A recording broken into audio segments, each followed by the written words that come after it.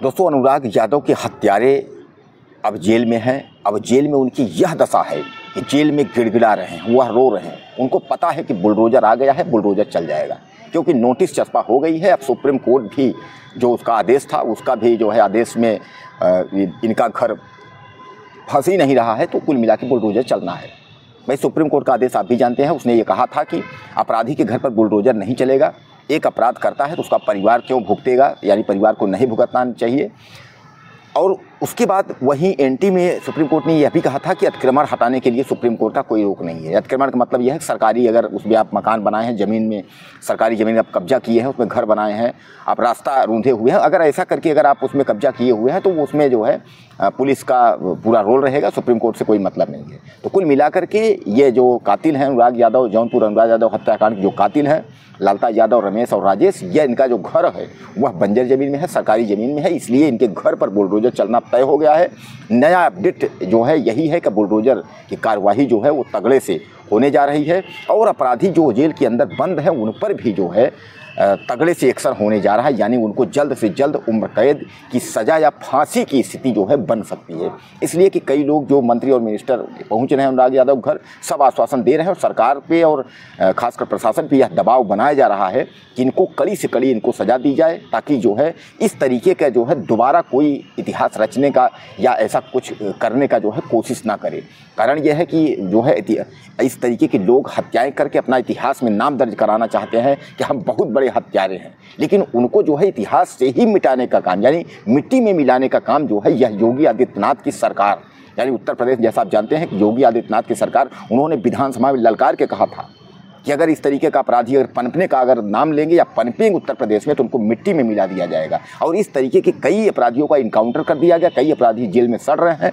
कई अपराधियों को जो है उनको इनकाउंटर करते हुए उनको वैधानिक कार्रवाई की जा रही है। तो कहने का तात्पर्य ये है कि ताकि कोई भी इस तरीके की जो है जुर्रत ना कर सके कि अनुराग यादव जैसा हत्याकांड अब दोबारा कहीं किसी क्षेत्र में इस तरीके का ना हो। यानी दरोगा की जो मकान है वह जो है बंजर ज़मीन में है। जैसा कि आप जानते हैं कि बंजर ग्राम समाज की जो संपत्ति होती है वह सरकारी होती है। और बंजर ज़मीन बिना नक्शे के पास, बिना सरकार की अनुमति अगर इस तरीके की अगर कोई मकान का निर्माण हुआ है तो वह गिरना तय है। देवरिया में आपको याद होगा कि उसमें बुलडोजर क्यों नहीं चला पाया था, क्योंकि वहाँ जो ज़मीन थी और जिस पे मकान बना हुआ था तो उस पर भी यही आरोप था, लेकिन वह सरकारी ज़मीन में मकान नहीं बना था। इसलिए जो है काफ़ी मशक्क़त करना पड़ा बुलडोजर चलाने के लिए, लेकिन फिर भी वहाँ बुलडोजर नहीं चल पाया। लेकिन जो जौनपुर का जो अनुराग मामला है, इस मामले में जो दरोगा के परिवार का, यानी जो रिटायर्ड दरोगा लालता यादव है, उसका बेटा रमेश यादव और उसका छोटा बेटा जो दरोगा है राजेश यादव, यानी इस परिवार का जो मकान बना हुआ है वह सरकारी संपत्ति में बना हुआ है। और इसीलिए अब जो है दरोगा परिवार को यह समझ में आ गया कि अब तो कोई माई का लाल नहीं रोक पाएगा, अब घर गिरना तय है। क्योंकि जिस तरीके से जौनपुर के जिलाधिकारी ने कह दिया अनुराग यादव के परिवार से कि आपकी जो भी मांगे हैं वह सब पूरी होंगी।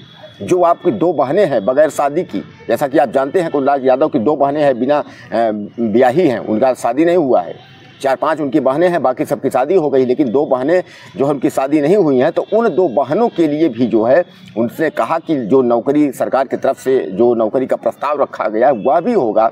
और उसके बाद उसने कहा कि 25 लाख रुपए जो है, जो वित्तीय सहायता है वह भी मिलेगी। हालांकि अब समझ में आ रहा है, संज्ञान में आ रहा है कि कुछ लोग जो है आगे आ रहे हैं और अनुराग यादव के परिवार की जो आर्थिक मदद करने की कोशिश की जा रही है। यह तो बहुत खुशी की बात है, क्योंकि अभी इसके पहले हमारे संज्ञान में जो है अनुराग यादव के परिवार को कोई पैसे का कहीं से कोई संज्ञान नहीं था। लेकिन अब ये पता चल रहा है कि अनुराग यादव के परिवार को थोड़ी बहुत आर्थिक सहायता दी जा रही है।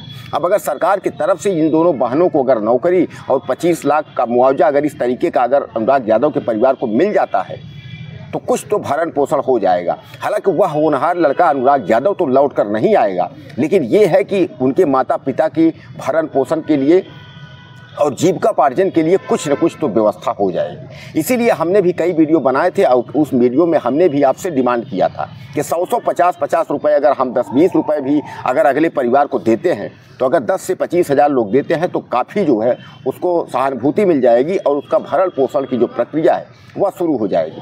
हालांकि मुझे यह पता है, यह आपको भी पता है कि जो ये दुर्घटना हुई, जो घटना हुई, यह जानबूझ के हुई और इस तरीके की घटना नहीं होनी चाहिए। लेकिन फिर भी जो है वह जो दबंग परिवार, हत्यारा जो परिवार है, वह जो है इस घर को उजाड़ दिया।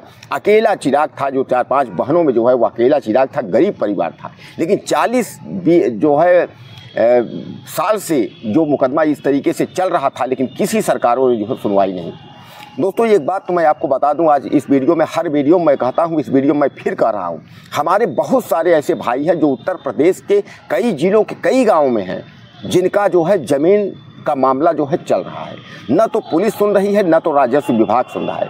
अगर वो राजस्व विभाग के पास जाते हैं तो पुलिस जो है राजस्व विभाग पुलिस के पास भेज देता है, और अगर वो पुलिस विभाग के पास जाते हैं तो पुलिस विभाग राजस्व के पास भेज देता है।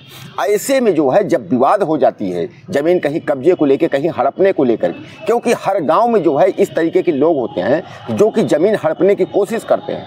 कहीं तो कोई परिवार है, कहीं कोई गाँव का है, कहीं कोई अपना सगा ही है जो कि उसको ये है कि हमारी ज़मीन कम है, थोड़ा और हड़प लें, जबकि उससे कुछ नहीं होगा। अगर 1 बिस्से 2 बिस्से ज़मीन अगर आप किसी का आप हड़प लेते हैं, अगर 1 इंच 2 इंच 10 इंच हाथ 2-4 हाथ अगर आप किसी का ले लेते हैं, उससे कुछ होने वाला नहीं है। लेकिन कम से कम यह तो देखिए कि अगर एक गरीब है उसके साथ इस तरीके का हम अन्याय करेंगे, अगर नहीं कोई है तो ऊपर वाला तो है, वह तो देख रहा है। तो आप समझ लीजिए इसी 20 से 2 बिस्से और 10-5 हाथ की ज़मीन के लिए जो है हत्याएं हो जा रही हैं, और बाद में वही पुलिस और राजस्व जो है वहां पहुंच करके फिर निपटारा करने की कोशिश करता है।